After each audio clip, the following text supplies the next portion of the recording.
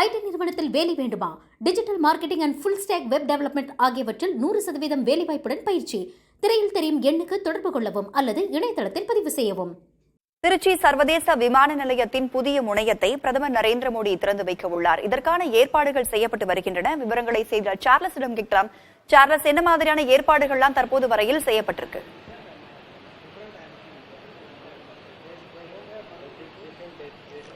ராதா, நம்ம ஏற்கனவே குறிப்பிட்டது போல கிட்டத்தட்ட அதாவது இந்த ஸ்ரீரங்கத்தோடைய இந்த 60 அடி உயரம் இந்த தேர், அது மட்டும் இல்லாமல் மார்கழி மற்றும் பங்குனி உற்சவங்களுக்கான அந்த தத்துரூபமாக இந்த ஓவியங்களும் வரையப்பட்டிருக்கின்றன. இது மட்டும் இல்லாமல் ஒட்டுமொத்தமாக 75,000 சதுர மீட்டரில் இந்த இரண்டாவது அந்த சர்வதேச இந்த முனையம் என்பது கட்டி முடிக்கப்பட்டிருக்கிறது. வருகிற 2ஆம் தேதி பாரத பிரதமர் மோடி அதை திறந்து வைக்கிறார். மிக முக்கியமாக இந்தியாவிலே இது போன்ற விமான நிலையம், அதாவது சுற்றுச்சூழலும் இருக்கட்டும், அதே போல இதில் 3 மெகாவாட் மின்சார உற்பத்தியை இவர்களே இங்கு உற்பத்தி செய்யக்கூடிய சோலார் பேனல்களை உருவாக்கியிருக்காங்க. சுற்றுச்சூழலில் அதாவது இது ஒரு கிரீன் ஏர்போர்ட், பசுமையான விமான நிலையம் என்ற ஒரு அந்தஸ்தையும் பெற்றிருக்கு. 4 ஸ்டார், அதாவது நட்சத்திர அந்தஸ்தும் ஏற்கனவே அவர்கள் பெற்றிருக்காங்க. மிக முக்கியமாக இப்ப தற்பொழுது இந்த விமான நிலையத்துடைய அனைத்து பணிகளும் முடிவடைந்திருக்கு. இந்த ஒளிப்பதிவாளர் சசிகுமார் காண்பித்துக் கொண்டிருக்கும் காட்சி என்பது கிட்டத்தட்ட 3000 பயணிகளை ஒரே சமயத்தில் கையாளக்கூடிய இந்த விமான நிலையத்துடைய அந்த கட்டமைப்பு என்பது உருவாக்கப்பட்டுள்ளது. 10 நாடுகளுக்கு ஏற்கனவே திருச்சியில் இருந்து நேரடியாக விமான சேவை என்பது இருக்கு. இந்த ஒட்டுமொத்தமாக இந்த கட்டமைப்பை இதுவரை, அதாவது இந்தியாவிலேயே எந்த விமான நிலையத்திலும் இந்த கட்டமைப்பு உருவாக்கப்படவில்லை என தெரிவிக்க நம்முடைய இந்த விமானத்துறையோடைய இந்த ஆய்வாளர் உபயத்துல்லா இருக்காங்க. அவர்களிடம் கேட்கலாம், இந்த விமான நிலையத்தை பொறுத்தவரைக்கும் என்ன மாதிரியான ஒரு பிரத்யேகமான வடிவமைப்பெல்லாம் உருவாக்கியிருக்காங்க? இல்ல, இந்த விமான நிலையத்தை பொறுத்த வரைக்கும் மிக முக்கியமா நம்ம பார்க்க வேண்டிய விஷயம் என்ன அப்படின்னு பாத்தீங்கன்னா, இந்தியாவோட 2ஆம் நிலைய நகரங்கள்ல இருக்கக்கூடிய ஒரு விமான நிலையம் எப்படி இருக்கணும், எதிர்காலத்துல டெக்னாலஜி டெவலப் ஆக போகுது, பயணிகள் எண்ணிக்கை அதிகரிக்க போகுது, இதெல்லாம் மேட்ச் பண்ற லெவலுக்கு ஒரு ஏர்போர்ட் எப்படி இருக்கணும், ஃபியூச்சர் ஃபோர்காஸ்டடா இருக்கணும், டிசைன், ஆர்கிடெக்சர், உலக லெவல்ல நம்ம போட்டி போடணும் அப்படின்ற பல விஷயங்களை முன்னெடுத்து பாத்தீங்க அப்படின்னா இந்த ஏர்போர்ட்டை நம்ம ஏர்போர்ட் அத்தாரிட்டி ஆஃப் இந்தியா உண்மையிலுமே பாஸ்கல் வாட்சன் ஏற்கனவே வெளிநாடுகளில் மிகப்பெரிய அளவில் இந்த விமான நிலையங்கள், அதாவது இந்த முனையத்தை உருவாக்கி இருப்பாரு. இது இந்தியாவிலேயே இந்த முதல் முறையாக இந்த விமான நிலையம், அந்த முனையம் என்பது உருவாக்கப்பட்டிருக்கு.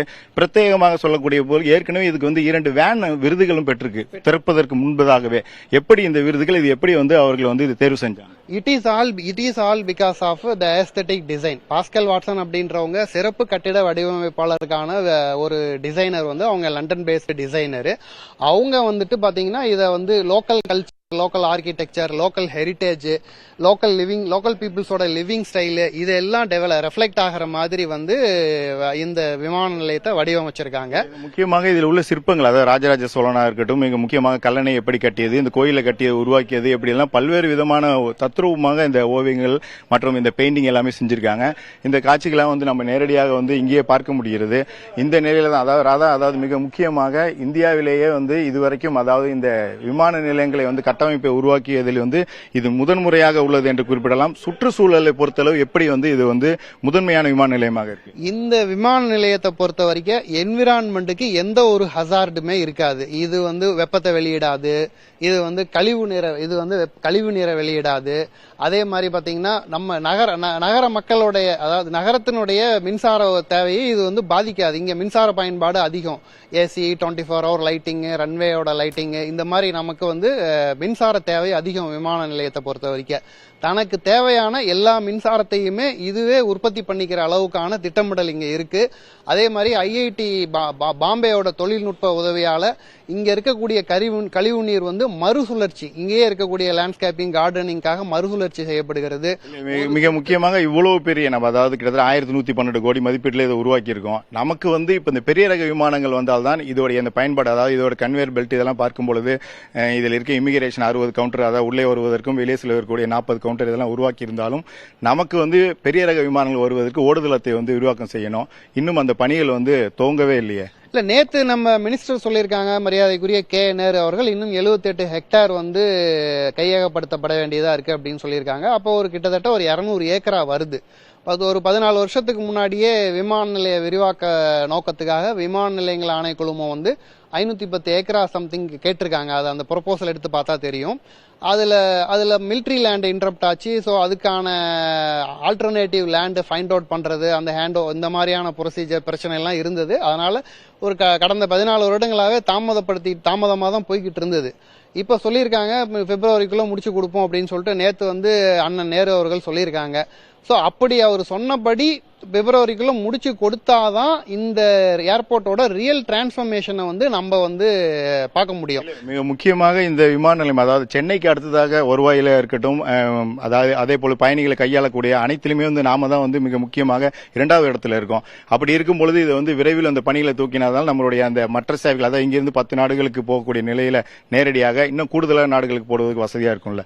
இல்ல நம்ம வந்து வைட் பாடி கேப்பபிளா ஒன்ஸ் நம்ம திருச்சி ஏர்போர்ட்டை எனேபிள் பண்ணிட்டோம் அப்படின்னா நம்ம எல்லாம் கற்பனை பண்ண முடியாத அளவுக்கு வளர்ச்சி வரும். அதாவது இது வந்து மிகைப்படுத்தப்பட்ட வார்த்தை அல்ல, உண்மை அதுதான். ஏன் அப்படின்னா இன்றைய அளவிலேயே இந்திய அளவில் 11வது பிஸியான பன்னாட்டு விமான நிலையம்.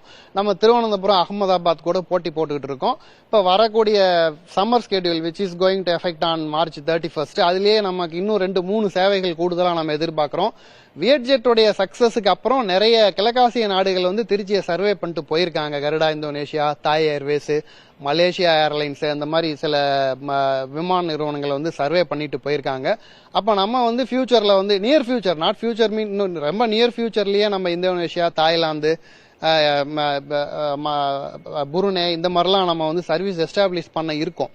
அது மட்டும் இல்ல, அதாவது மிக முக்கியமாக ராதா இதை பொறுத்தல, அதாவது ஓடுதளம் என்பது விரிவாக்கம் ஒரு புறம் இருக்கட்டும், அது மட்டும் இல்லாமல் இது பிரம்மாண்டம் தான்.